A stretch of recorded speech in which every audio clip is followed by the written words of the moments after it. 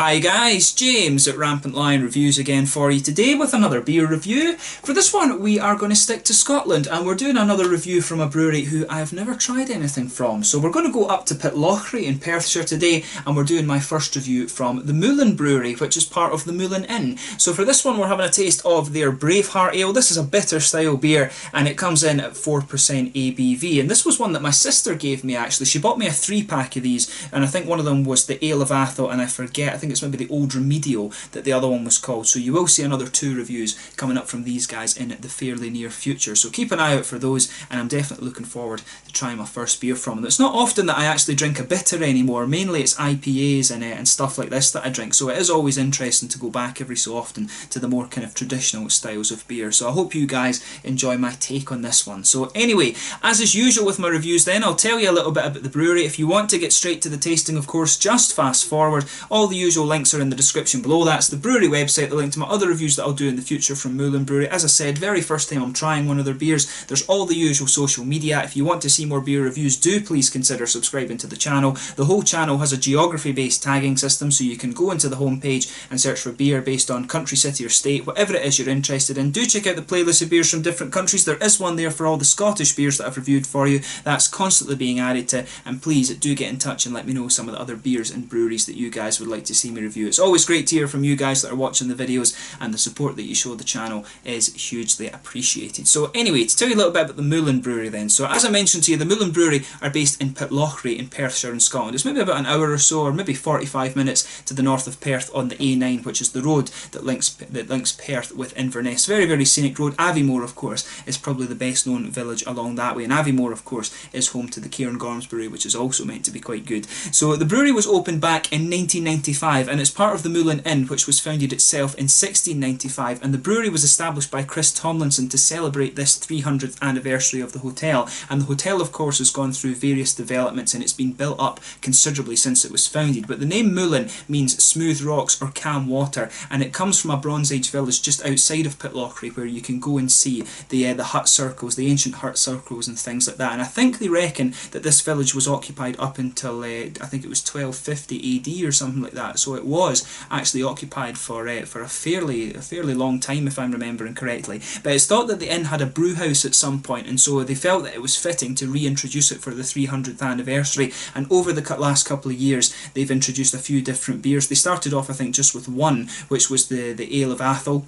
And then they've gradually added the other ones after this. This beer apparently was produced at the same time that they were filming Braveheart, so this beer came out around the kind of 1995, 1996 time. But they began bottling their beers in 1999 as well, and they were only sold in the local area, so it's very difficult actually to get a hold of these ones. My sister said that she got the 3-pack of these in one of the local shops in Pitlochry when she stopped off, so it's quite lucky that I'm able to review this one for you, as they are quite rare beers to come across. But they've got 4 different beers. They've got the Old Remedial, the Ale of Athol, this one here, and they do, I believe, have a golden ale as well. And the name of that one, I forget the name of that one just now. I think it's maybe just called golden ale or something like that, but it doesn't have the same kind of fancy name that the other ones do. But that's all you need to know about the brewery just now. We'll get on to the tasting of this beer itself. I'll put the website links and everything in the description below, like I said, so check those out if you are interested to learn a little bit more about the Moulin Brewery. So there you can see, there's a nice kind of hand-drawn picture of the inn on the artwork on this one. I do like that actually. It's kind of quite classic. It tells you a little bit about the beer on the side, and the brewery says Moulin Brewery opened on the 300th anniversary of the Moulin Inn. It first opened in 1695. The brewery produces 4 real ales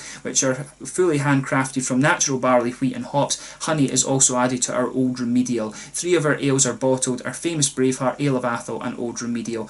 Enjoy the ale and come back for more. So as I said, the 4th one must just be in the must be available in the pub or something. This is more of a kind of brew pub beer rather than anything. I think that's a good way to summarise it up, and I think it's only a 5-barrel brew kit that they actually have in a small fermentation space, and it gives you some tasting notes on the side here. But this one is best before October 2017, so well in date, and there you can see a plain gold bottle cap on this one. So without further ado, let's get it out and get on with the tasting then.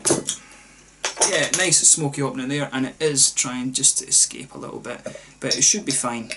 So I'll only pour maybe about 2/3 of it into the glass, and I'll give my dad the other third for a try. But once again, thank you to my sister for giving me this beer to review on the channel. Like I said, it's one of the more rare ones to come across in Scotland. You can actually smell a nice little bit of a kind of bready, caramelly note, and there's a little bit of an almost candied red fruit coming off it as well as it comes out of the bottle. You can smell a little bit Haribo or something like that. But as you can see, this beer, if I hold it up to the light, it's actually a nice deep dark orange colour. I think on the camera it's coming up for you guys as being a little bit more. If I just shift the light down here, it's coming up as a little bit more of a kind of dark murky orange, but it is a little bit lighter than it's coming across on the camera. There's a solid 2 fingers of a frothy head on this one. I'd say it's got a little bit of a beigey, creamy coloured head more than anything. 1 or 2 big bubbles sticking towards the side of the glass, and quite a few little ones just going up towards the bottom of that head there. But overall, it looks quite nice, and it is the typical colour range that you would expect for a nice kind of bitter beer. But let's have a closer look at the aroma then and see how we get on.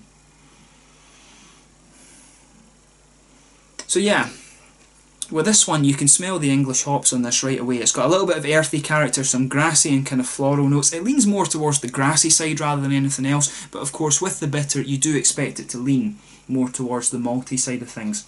I think they've used Fugels or Goldings in this one, just because the earthy character, the hoppy English earthiness that you get in these traditional beers is very, very distinctive. Pardon me a minute, sorry. But yeah, it smells really interesting, that. But yeah, there's a nice little bit of caramel in there. You can smell the bready notes. It's actually quite a grainy malt base that this one has. It really smells quite cereally. But yeah, some caramel in there, a little bit of biscuit, almost a little bit of herbal quality to it as well, which is quite interesting. But to me, it definitely comes across as a bit more of a kind of herbal thing. Once you really adjust to the aroma, the beer starts to lean a little bit more towards the herbal and kind of earthy side of things, which is kind of interesting. There's a wee bit of a red fruity character coming out of this one as well. It's got a little bit of a kind of figgy character to it, I would say. But yeah, it's an interesting one. As I always say, just take a little bit of time and smell the aroma of it before you actually get stuck in. One of the things you have to be careful with, and one thing I'm a little bit wary of this, is you can get a little bit of oxidation with bitters, and you can get a little bit of that red fruit, so I'm just hoping it's not oxidised when I'm trying it. But it should be okay. I mean, the beer is definitely in date, so there's absolutely no problem with that. But just as I always say, take a little bit of time and enjoy the aroma of it before you actually get stuck in. But let's try this one then. So this one is the Braveheart Ale from the Moulin Brewery up in Pitlochry in Perthshire here in Scotland. Slàinte.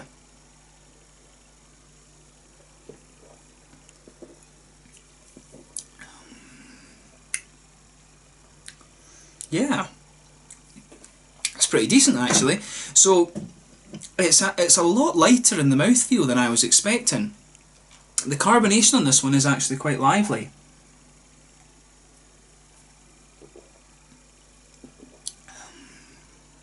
And I would say to you, take a couple of sips of this beer before you start analysing the flavour too much, because it does take your palate just a little bit of time to adjust to it.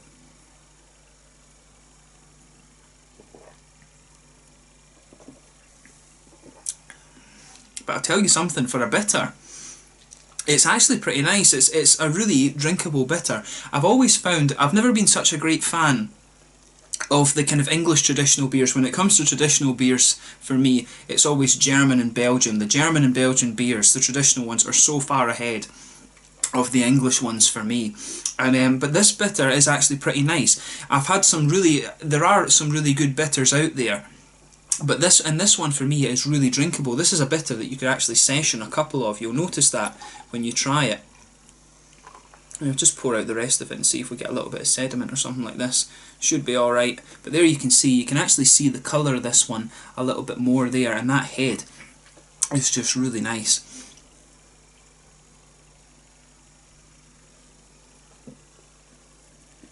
And yeah, once your palate adjusts to it a little bit more, you start to get all the flavours you'd expect. So in the back corners of the palate, you're starting to get the hoppiness. So there's a nice sort of, you can pick up that nice earthiness that's in there. It's a quite dark earthiness actually, and like I said, that's the distinctive character of these English hops. And as you come further forward, it does get a little bit floral, but for me this one leans more towards the herbal side of things. You really can get a good bit of herbal quality along the sides of your palate. In the front corners of the tongue, there's just a little bit of that floral note, and then around the very front curve of the palate it's a little bit more lighter and kind of grassy, I would say, more than anything. But it certainly is. In terms of a bitter, as I said, this is a style that I tend not to enjoy all that much, but I could drink one or two of these. This one is actually pretty decent bitter.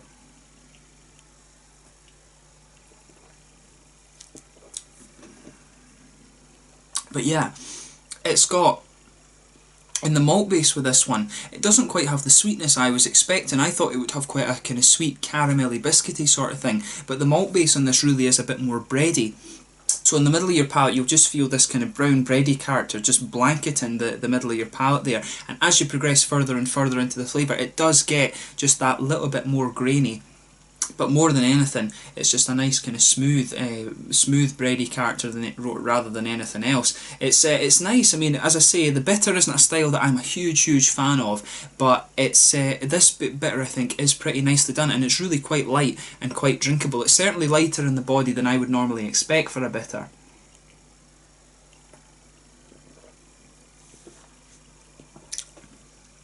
But yeah, as you go through the beer a little bit more, your mouth does adjust it a little bit, and you start to get a little bit of an almost biscuity sweetness. But really, the malt base for me in this one is more of a bready character rather than anything else. There's not really all that much sweetness to it. It's mainly just smooth. There's a wee bit of fruity character in this one. If you just go behind the front curve of the palate there, you'll feel that little oily bubble where these fruity esters will come out, and there's just a little bit of a very slight raisiny sharpness to it. There's a wee bit of a candied red fruit as you progress further into the aftertaste. So it reminds me, as I always say, of those little heart-shaped sweets that you get in Haribo Star Mix. But more than anything, this beer really is more of a, it really is more just of a kind of light, bready and slightly herbal bitter rather than anything else. But it's nice and it's drinkable. This one definitely is more geared towards the kind of traditional ale drinkers rather than the craft beer drinkers. But in terms of the bitter, it does seem to be a pretty nicely done one. So I'm looking forward to when I try the other ones just to see how they vary up a little bit. But for me, in terms of the bitter style, they've done a pretty good job of this. In terms of the mouthfeel then,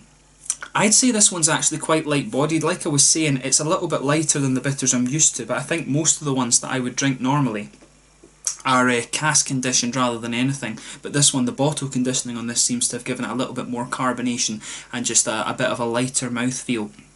But I would say the carbonation is quite lively on this one. There's the mouthfeel overall is more wet than oily, I would say.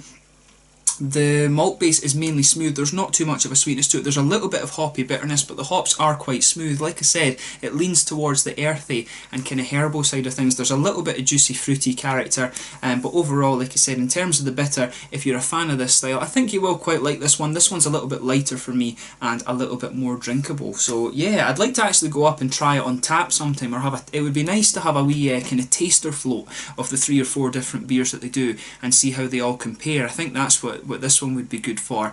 But yeah, it's an interesting bitter, and if you enjoy the bitter style, I think you will enjoy this one. So yeah, if you get the chance to visit Pitlochry, have a look at some of these Moulin ales. You can get a 3-pack with the Old Remedial, the Braveheart, and the Ale of Athol as well. And I've got the Ale of Athol and the Old Remedial to review for you at some point in the next couple of weeks. But this was an interesting one to try, and I'm glad that I finally got around to reviewing one of the Moulin beers. So yeah, have a go at this one if you get the chance. But once again, thank you for watching my beer reviews. Until the next time, please like, subscribe, share, all the usual YouTube stuff. Let me know your own thoughts on this beer in the comment section below, and let me know what your favourite beer is from the Moulin Brewery as well. It's always interesting to hear from you guys, like I said, and I will catch you guys very soon with more beer reviews. And do make sure you check out the Scottish beer playlist, and you can learn a little bit more about Scottish craft beer. So until the next time, it's Slans just now, and I will catch you guys very soon. The Braveheart Ale, which is a bitter beer from Moulin Brewery in Pitlochry in Perthshire in Scotland. Cheers.